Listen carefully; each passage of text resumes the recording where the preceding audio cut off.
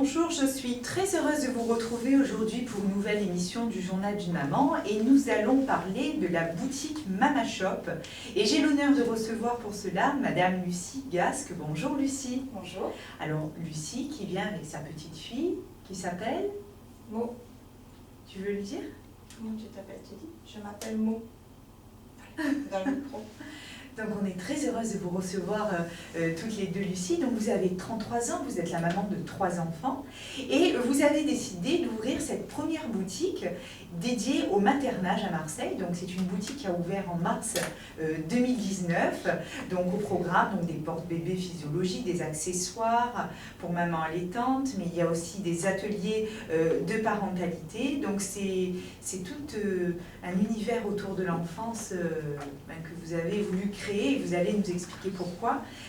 Donc vous êtes monitrice, éducatrice, assistante maternelle et puis vous êtes maintenant vous tenez maintenant cette boutique. Qu'est-ce qui vous a donné envie, Lucie, de vous lancer, si vous voulez, dans l'ouverture? C'est elle. C'est toi? C'est ça en plus. C'est vrai? C'est un peu... Alors tu vas nous raconter. C'est tout c'est le cheminement que j'ai fait de la naissance de mon premier enfant il y a 11 ans à sa naissance à elle il y a 2 ans et demi. Le cheminement de maman que j'ai fait qui m'a conduit vers un maternage, ce qu'on appelle le maternage proximal, c'est-à-dire oui, le fait d'être proche et à l'écoute de son bébé.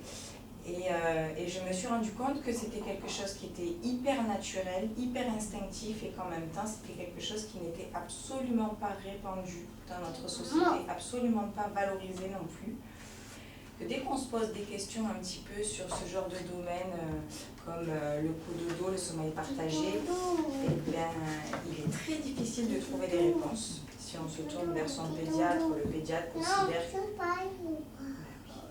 considère qu'à 3 mois, un bébé il n'a plus besoin de lait la nuit, donc a priori il peut faire ses nuits, sauf que comment on fait quand on sent que c'est ça en fait, comment on fait quand on sent mais que c'est pas ça, comment on fait?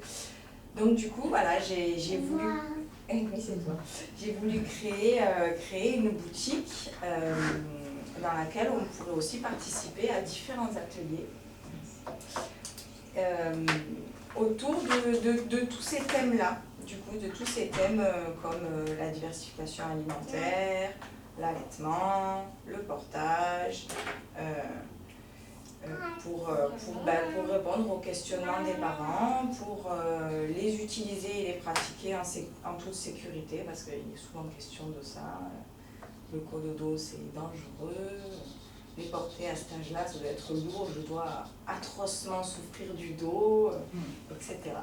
Alors, comme vous dites dans votre site internet, alors derrière Mama Shop, il y a une famille, hein, Ouais. donc votre mari, vous, vos 3 enfants, et votre mari a toujours aussi travaillé dans la vente, hein, et vous étiez dans l'univers de l'éducation et de l'accompagnement à la personne, et donc finalement, vous avez réuni vos 2 mondes pour créer cette boutique. Qu'est-ce qui se passe alors dans cette boutique? Donc on vend des accessoires. Alors on vend des accessoires, des porte-bébés, le cœur de la boutique, c'est le portage. D'accord. Donc, parce qu'on se rend compte là aussi que quand on cherche un porte-bébé, on va dans un magasin de puériculture et on tombe, on va dire 80% du cas, sur des porte-bébés qui ne sont pas physiologiques. Voilà. Des porte-bébés avec lesquels on ne peut pas porter longtemps et des porte-bébés dans lesquels les bébés ne sont pas bien installés. Du coup, moi je me suis dit, mais il en existe sur le marché, mais le souci c'est qu'on ne peut jamais les tester en réel. Donc c'était ça, c'était de créer une boutique de puériculture, ou en tout cas une boutique où on peut venir tester des porte-bébés, participer à un atelier pour savoir comment nouer son écharpe, parce que ça aussi... c'est très compliqué. Alors, je ne sais pas si je dirais que c'est compliqué, parce qu'une fois qu'on a le coup, c'est assez simple. Ouais. Mais il faut avoir le coup. Il faut avoir le coup. Il faut avoir le coup. Donc c'est pour ça que je dirais qu'il faut s'y intéresser en amont, pendant la grossesse, pour commencer à se questionner, commencer à regarder des tutos, participer à un atelier. Et puis continuer à s'entraîner en fait. Ouvrir une poussette, c'est pas évident non plus au départ. Hein. C'est vrai. Mettre un siège auto, c'est pas vrai. évident au départ. Et pourtant après, il y a des mamans, elles font clac clac clac. Des papas, ils font clac clac clac et c'est fait. Mais le porte-bébé, les écharpes, c'est pareil. C'est exactement pareil. C'est vrai que quand on voit l'écharpe dépliée, alors moi à l'époque de mes enfants, il n'y avait pas ça. Enfin, il y avait, on n'entendait pas parler de ça. Voilà. J'avais le porte-bébé, ma fille a presque 15 ans, et puis on le prenait, et puis c'était comme ça. Mais c'est vrai que quand on voit ces grandes écharpes, on se demande comment les bébés vont tenir dedans, alors que nos mères africaines, elles ont fait ça depuis la nuit des temps aussi. Hein. Bien sûr, donc voilà, c'est important de savoir que dans votre boutique, il y a donc des porte-bébés physiologiques et avec des modes d'emploi en fait, puisque vous allez expliquer aux parents comment, comment nouer cette fameuse écharpe pour porter son bébé. Oui, voilà, je propose des ateliers avec une monitrice, mais je suis aussi à même de pouvoir expliquer et faire la démonstration de chaque porte-bébé.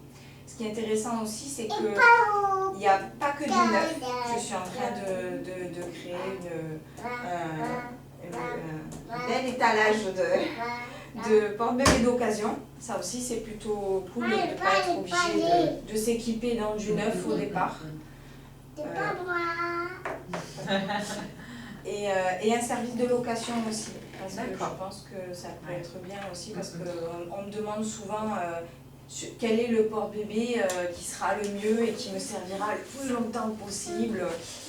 Là aussi c'est pareil, c'est compliqué, c'est un peu comme les poussettes, les sièges auto, c'est rare qu'on ait un siège auto qui fasse de 0 jusqu'à 53. Et donc du coup pouvoir peut-être louer, le tester, ça intéressant. Alors ce qui est intéressant aussi chez Mama Shop, c'est qu'il y a des aides pour la diversification alimentaire. Donc vous proposez des ateliers où les gens viennent partager un moment convivial, échanger aussi avec les autres. Comment se passe cet atelier-là, c'est un atelier qui est animé par Caroline Classe, qui est auxiliaire puriculture et qui anime un atelier autour de la DME. La DME, c'est la diversification menée par l'enfant. C'est une diversification alternative à la diversification, on va dire, purée petit pot. D'accord. Elle repose sur le fait de proposer des aliments de la taille du poing, non mixés au bébé. Donc comme ça, là tout de suite, moi la première fois que j'en ai parlé à ma mère, elle m'a dit bah ouais voilà, comme ça tu vas l'étouffer. Ouais, voilà. Mais en fait non. Le corps a Le corps a naturellement un réflexe d'éjection qu'on appelle un gag réflexe. Et le bébé, si l'aliment est adapté et que la texture est adaptée, le bébé est capable de recracher un aliment qui ne passera pas ou qui se coincera. À partir de quel âge ça? Alors par contre, il y a des règles de sécurité. C'est pour ça que tout à l'heure j'insistais sur les règles de sécurité. C'est comme pour le portage. Quand on a une écharpe de 7 mètres, on ne peut pas faire n'importe quoi. Même avec des porte-bébés, on ne peut pas faire n'importe quoi. Il y a des règles de sécurité, c'est important. Là, les règles de sécurité, je vais vous les dire succinctement, c'est qu'il faut qu'il ait 6 mois révolus, le bébé. 6 mois révolus, il y a toute une adaptation de la texture de l'aliment, c'est-à-dire que l'aliment doit pouvoir s'écraser entre les deux doigts et qu'il soit capable de tenir son dos droit. D'accord. Voilà, pour ne pas être comme ça et empêcher le fameux gag réflexe. D'accord. Voilà. Ok, c'est super intéressant, je ne connaissais pas du tout en plus, et c'est vrai que maintenant, je pense que la parentalité, les recherches qui ont été faites, et puis les mamans comme ça investies dans le bien-être de l'enfant, tous les stéréotypes de nos grands-mères et de nos mères s'en vont petit à petit en fait. On va vers une éducation un peu plus consciente. Oui, et plus ouverte et plus libre aussi, et je trouve que c'est très intéressant. Donc il y a aussi des automassages pour les femmes enceintes avec des ateliers que vous proposez, des massages bébés. La motricité libre aussi, c'est donc l'accompagnement du bébé dans son développement. Et oui, je crois qu'on a tout dit, hein, l'allaitement aussi, des ateliers pour l'allaitement. Alors comment ça se passe ça? Alors, tous les mercredis, avec Angélique Stier, la créatrice du Hotnik Magazine, on anime, on co-anime toutes les deux une permanence allaitement. Ni elle ni moi ne sommes des professionnels de l'allaitement. Nous, ce qu'on est, c'est des mamans qui avons allaité plus ou moins longtemps, qui avons un certain nombre de connaissances. Et ce qu'on se propose, c'est un groupe de parole tous les mercredis. Alors, c'est pas dans ma boutique, c'est dans la sienne au Panier, place Lorette. Ça s'appelle l'atelier Kitoko. Et donc, si vous venez d'accoucher et que vous vous posez des questions, si vous êtes enceinte, vous souhaitez allaiter et que vous posez des questions, bah, sachez que tous les mercredis matins, à partir de 10h30, il y a une permanence allaitement là-bas. D'accord. Voilà.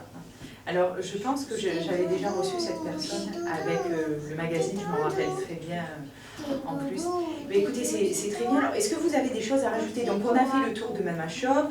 Donc, nous, on invite bien sûr les auditeurs à se rendre à la boutique ou même à consulter le site internet pour avoir plus d'informations. Alors, est-ce qu'il y a des choses qui sont prévues pour l'année à venir? Alors oui, avec Angélique Stier toujours. On organise un événement qui s'appelle le Team Proximal le 29 décembre, place Lorette. Il y aura des stands de créateurs, des ateliers, toujours autour du maternage proximal. On ne change pas le programme. Donc on vous attend nombreux ce jour-là. Et je voulais aussi parler d'une association pour laquelle je suis marraine. Ça s'appelle l'association L'Or Blanc. C'est une association de marraines d'allaitement. C'est-à-dire qu'on se charge de mettre en lien des mamans qui viennent d'accoucher et qui ont besoin de soutien avec des marraines d'allaitement qui sont des mamans qui ont une expérience avérée en allaitement. Oui, tu veux parler toi aussi. Et pour faire du soutien en réel en fait. Ce qu'on permet, c'est des rapprochements. Regarde, on entend là en fait quand je parle. C'est de permettre que le soutien qu'on peut trouver parfois sur les réseaux sociaux, on puisse aussi le trouver en réel. Voilà, c'est L'Or Blanc. L'Or Blanc. On diffusera aussi le nom de cette association. En tout cas, Lucie, merci beaucoup d'être venue avec votre petite fille si mignonne qui a l'air très très à l'aise dans le studio. Ouais. Je l'embarque un peu partout en fait. Écoutez, ça se sent, elle n'a pas l'air du tout dépaysée par tous les micros, les casques et les personnes. Merci beaucoup de nous avoir fait partager et votre expérience et votre boutique.